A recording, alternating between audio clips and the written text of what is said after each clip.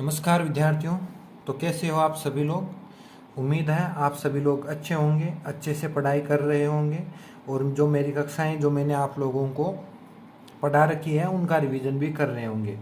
अगर बात नोट्स की करें कि नोट्स बनाएं या न बनाएं, तो ये जो सारे के सारे नोट्स में जो मैं आपको पढ़ा रहा हूँ वो सारे के सारे नोट्स की जब अपना पार्ट पूरा हो जाएगा तब उसकी एक PDF बनाकर जो मैं वाइट पेपर पर जो बातें आपको समझाता हूँ, जिसे हम बोर्ड PPT भी कह सकते हैं, उन सभी की PDF बनाकर आपका जो टेलीग्राम है द रेड मून स्टडी उस पर डाल दूंगा। वहाँ से आप इन सब चीज़ों को नोट करना चाहो तो नोट कर लेना और PDF से पढ़ना चाहो तो PDF से पढ़ लेना।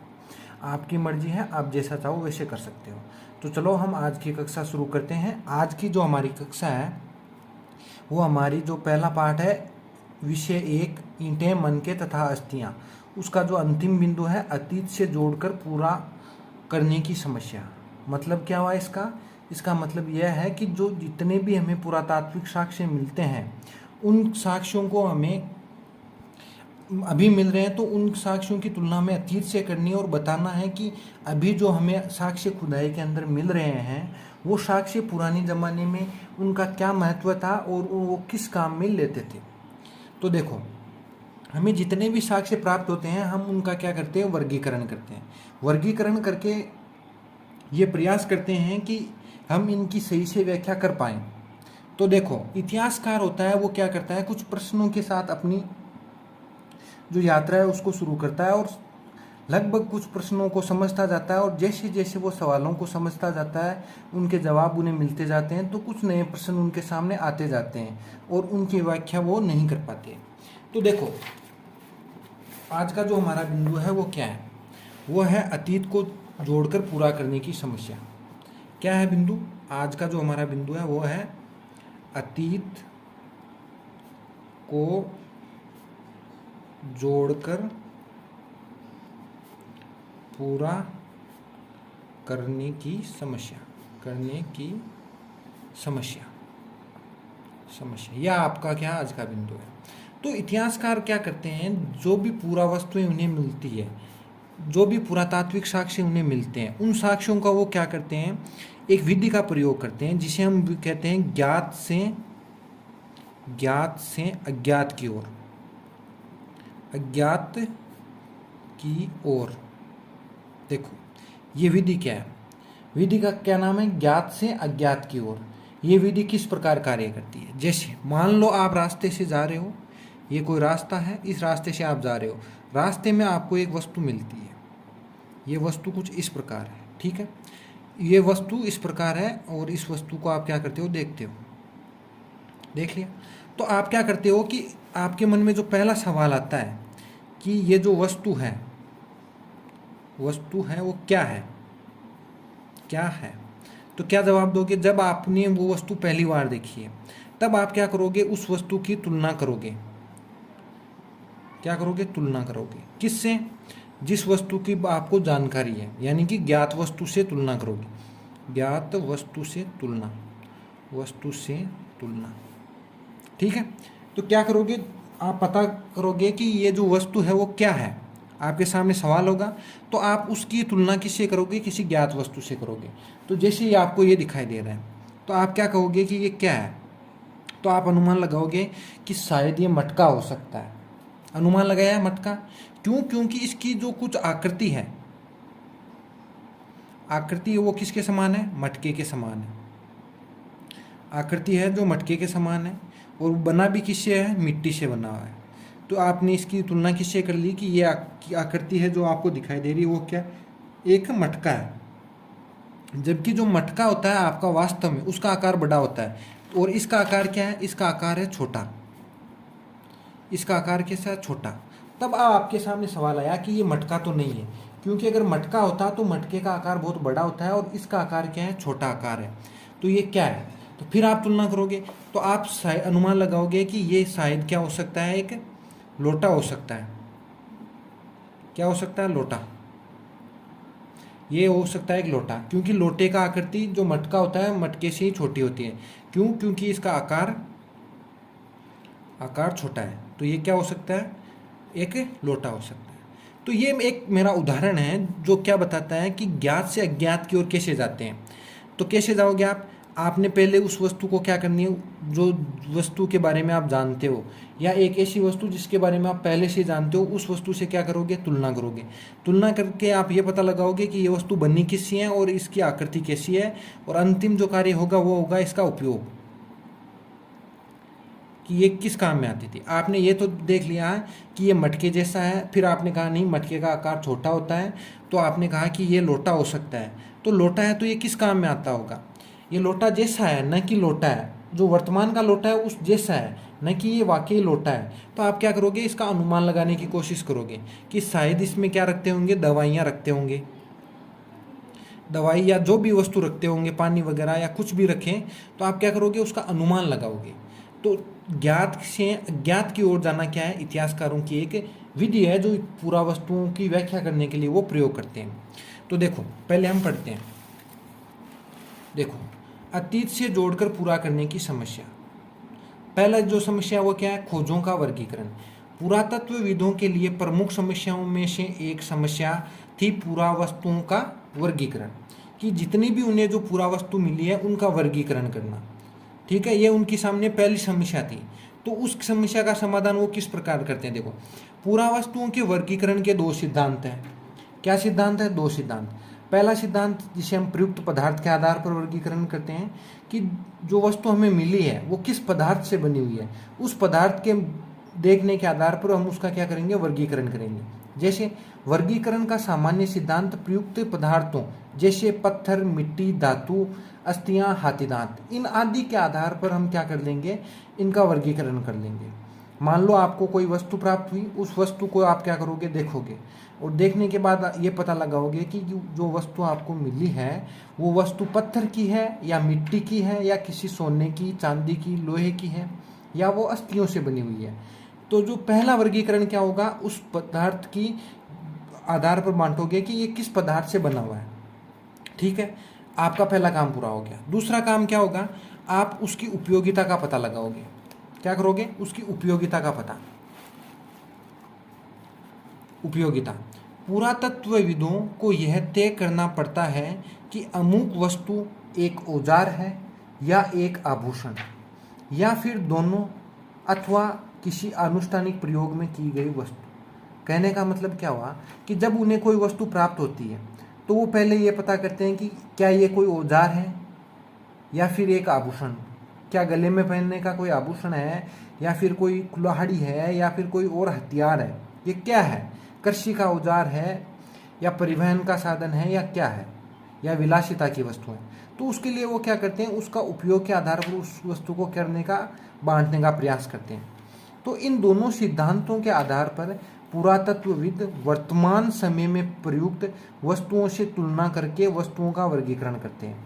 मतलब क्या हुआ कि जो वस्तु उन्हें, उस पुरावस्तु उन्हें मिलती है उत्खनन के समय या खुदाई के समय, जब वो खुदाई कर रहे होते हैं तो उन्हें कोई वस्तु मिलती है, तो वो क्या करते हैं? देखकर प्रयास करते हैं सबसे पहले कि ये किससे बनी हुई है। मान लो वो पत्थर से बनी हुई है, तो जो वर्तमान समय में जो वस्तुएं पत्थर की बनी हुई है हम उनका उपयोग कर रहे हैं, उनसे तुलना करके देखते हैं कि क्या वही वस्तु है जिस प्रकार का प्रयोग हम अभी कर रहे हैं। धातु की बनी हुई वस्तुओं से तुलना करके देखते हैं। जैसे मान लो उन्हें एक प्लेट जैसी आकृति का कुछ मिलता है, तो अनुमान लगा देते हैं कि हम जिस वस्तु में खाना खा रहे हैं शायद वो भी इस वस्तु से खाना खा रहे होंगे। तो क्या करते हैं? इस प्रकार तुलना करते हैं। वर्तमान में जो वस्तु है उसको देखा, और जो उन्हें पुराने ज़माने की वस्तु मिलती है उसको देखा। दोनों को देखेंगे और तुलना करेंगे किसी एक गुण धर्म के आधार पर। ठीक है, तो आगे बढ़ते हैं।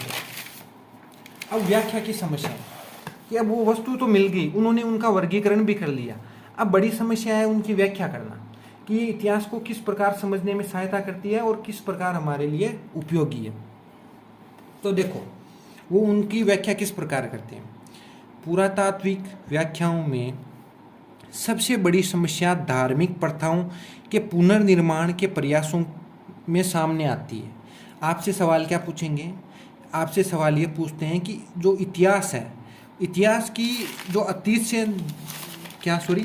अतीत से जोड़कर पूरा करने में जो इतिहास की समस्याएं हैं उनके बारे में लिखो। तो आपके सामने जो पहली समस्या थी वो क्या थी?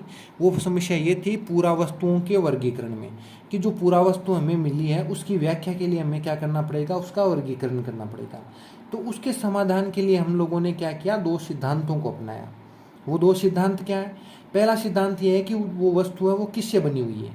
तो हम देखते हैं कि वस्तु पत्थर से बनी हुई है, लकड़ी की बनी हुई है, या धातुओं से बनी हुई है, हाथी दांत से बनी हुई है, या किसी और वस्तु से बनी हुई है। ये देख लिया। फिर हम देखते हैं कि उस वस्तु का उपयोग क्या है। क्या वो कोई औजार है, या आभूषण है, या फिर कोई अन्य वस्तु है जो उसके लिए उसका उपयोग होता था। ये तो था पूरा वस्तुओं का वर्गीकरण की। अब है उनकी व्याख्या। तो व्याख्याओं में जो सबसे बड़ी समस्या आती है वो आती है धार्मिक प्रथाओं की। वो क्या है? वो देखो, आरंभिक पुरातत्वविदों को लगता था कि कुछ वस्तुएं जो असामान्य और अपरिचित लगती थी संभवतः धार्मिक महत्व की समझी जाती थी। मतलब क्या हुआ कि उन्हें कोई वस्तु ऐसी मिली जिसकी स्पष्ट व्याख्या वो नहीं कर पा रहे हैं, ये बताने में असक्षम है कि ये किस काम आती थी। तो वो उसकी तुलना किससे करने लग जाते थे? वो उसकी तुलना धर्म से करने लग जाते थे, और ये समझाने का प्रयास करते थे कि शायद ये क्या है? एक धार्मिक वस्तु है। तो वो इसकी तुलना किस प्रकार करते थे उसको समझो। देखें, जैसे आभूषणों से लदी नारी जिसके शीर्ष पर विस्तृत प्रसाधन थे, उसकी तुलना वो किससे करते हैं? मातृ देवी की संज्ञा से करते हैं। अभी मेरे सामने चित्र नहीं है, वरना मैं आपको चित्र दिखा के बताता। वो क्या है चित्र? उन्हें एक देवी की मूर्ति मिलती है। अब देखो, देवी की मूर्ति मुझसे तो नहीं बनेगी, लेकिन एक चित्र है वो जैसा मैं बनाकर बता देता हूँ। ये मान लो नाग जैसा, ऐसा कुछ उनका चेहरा है, और ये है। अब उनके गले में भी बहुत सारे आभूषण पहन रखे हैं। ये है उनकी मातृ देवी की मूर्ति। अब उस मूर्ति को देखने के बाद उन्हें यह लगता है कि स्त्री की है वो। उनकी जो शारीरिक बनावट है उसको देख कर ये तो पता लग जाता है कि ये मूर्ति किसकी है? स्त्री की है। पर ये स्त्री कौन है? क्या कोई रानी है? क्या कोई नर्तकी है? कौन है? तो इसकी व्याख्या करने के लिए वो क्या करते हैं? उसकी तुलना किससे कर देते हैं? कि मातृ देवी से कर देते हैं। मातृ देवी का मतलब कि जो हड़प्पा सभ्यता के या सिंधु घाटी सभ्यता के लोग थे वो किसकी पूजा करते थे? भूमि की पूजा करते थे या मातृ देवी की पूजा करते थे। तो वो उन्होंने क्या कर दी? उसकी तुलना, जो वस्तु उनके समझ में नहीं आई उनकी तुलना उन्होंने धार्मिक व्याख्याओं से कर दी। ठीक है। दूसरा क्या है? एक पुरुष की दुर्लभ पत्थर से बनी हुई मूर्ति मिली जिसको मानकीकृत मुद्रा में एक हाथ घुटने पर रखा था। उसको उन्होंने किसकी संज्ञा दे दी? संज्ञा का मतलब नाम। तो पुरोहित की जो एक दुर्लभ मूर्ति मिली, एक पुरुष की मूर्ति मिलती है जो दुर्लभ पत्थर से बनी हुई थी, उसको मानकीकृत मुद्रा में एक हाथ घुटने पर रखा है। वो एक चित्र है, वो आप किताब में देख लेना। एक चित्र की मुद्रा मिलती है जिसको वो क्या नाम देते हैं? पुरोहित राजा का नाम। और पुरोहित राजा का नाम का मतलब क्या हुआ? कि एक पुरोहित है, वही राजा का काम कर रहा है, और वही धार्मिक कर्म कांड की जो वस्तुएं या जो कार्य है वो यही कर रहा है। ठीक है। तो जो पहला था कि आभूषण से लदी नारी थी, उसको क्या नाम दे दिया? मातृ देवी का। और एक पुरुष जो दुर्लभ पत्थर से बनी हुई मूर्ति है, एक मानकीकृत मुद्रा में बैठा है, उसको उन्होंने किसकी संज्ञा दे दी? पुरोहित राजा की। अगला, विशाल स्नानागार तथा कालीबंगा व लोथल से बनी हुई वेदियाँ। वेदियाँ का मतलब जो हवन वगैरह करते हैं, तो जो वेदी बनाते हैं जिसमें आहुति वगैरह देते हैं, उसकी जो में क्या मिलती है? साक्ष्य मिलते हैं। वेदी का मतलब क्या होता है? ऐसा अग्निकुंड जिसमें हवन के समय आहुति दी जाती है, उसको हम क्या कहते हैं? वेदी कहते हैं। ये मान लो क्या है? कि वेदी है। इस वेदी में यहाँ पर आग जला देंगे और यहाँ पर क्या देंगे? आहुतियाँ वगैरह दे देंगे इसमें, और इसको हम क्या कहते हैं? वेदी। क्या कहते हैं? वेदी। ये एक वेदी की संरचना मैंने क्या कर दी है? आप लोगों के सामने बना दी है। ये क्या है? एक वेदी। तो ये कहाँ से मिलती है हमें? ये मिलती है कालीबंगा व लोथल से। कालीबंगा व लोथल से हमें क्या मिलती है? वेदियाँ। अग्निवेदी, या ऐसे भी कह सकते हो अग्निवेदी।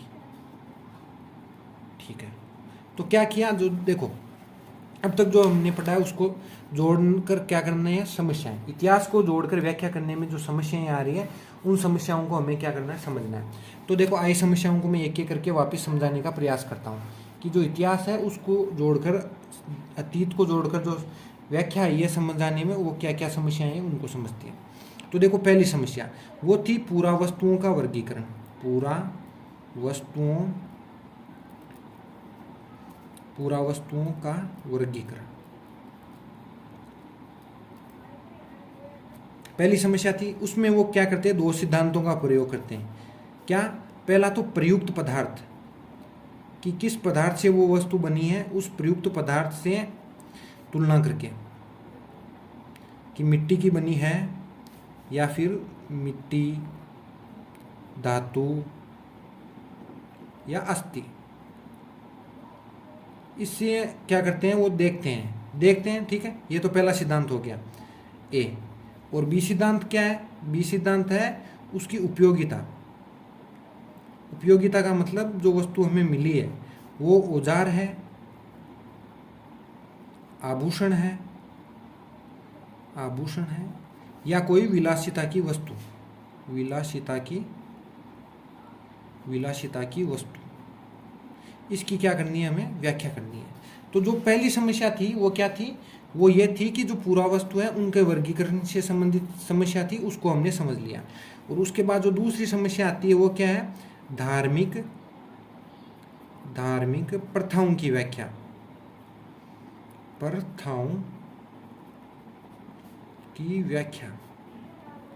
व्याख्या का मतलब क्या हुआ कि जब हम इतिहास के साक्ष्य प्राप्त होते हैं तो उनको हमें धर्म के बारे में भी बताना होता है कि उस समय में जो धर्म था उसकी स्थिति कैसी थी, लोग किन देवताओं की पूजा करते थे, उनके पूजा करने के तरीके कौन कौन से थे, क्या कोई हमें मूर्ति मिली है, उन सब की हमें क्या करनी पड़ती है, समस्याओं को बताना पड़ता है। तो उन जो इतिहासकार हैं उनके सामने भी इसकी समस्या आई होगी, तो उनका निराकरण उन्होंने कैसे किया। तो उन्होंने जो पहला निराकरण किया वो क्या था, मातृदेवी। मातृदेवी का मतलब क्या हुआ, एक स्त्री है, वो आभूषण पहने हुई है, आभूषण, और उसके सिर पर क्या है, कोई मुकुट जैसा है।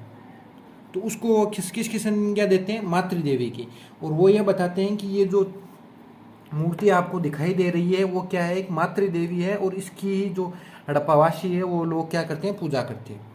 और जो दूसरी समस्या को हल करने का प्रयास करते हैं वो क्या है, पुरोहित राजा।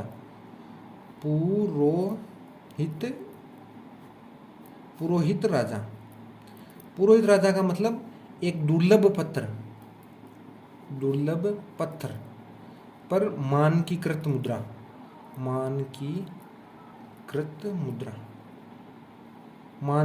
मुद्रा में हमें क्या मिलता है, एक पुरुष का चित्र या मूर्ति मिलती है।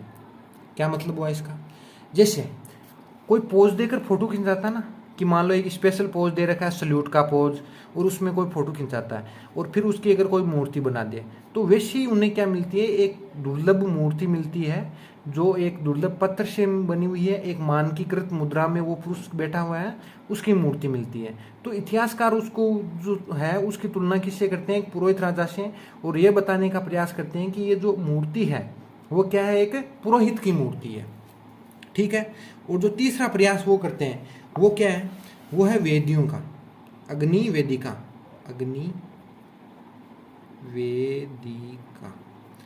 वेदिका के साक्ष्य कहाँ से मिलते हैं उन्हें, कालीबंगा व लोथल से। तो उन्हें क्या मिलती है, ऐसी कोई संरचना मिलती है, उस रचना को वो क्या कहते हैं कि ये अग्नि वेदिका है, और यहाँ शायद कोई हवन वगैरह का कार्यक्रम किया जाता था। ठीक है। और जो चौथा है वो क्या है, चौथा है प्रकृति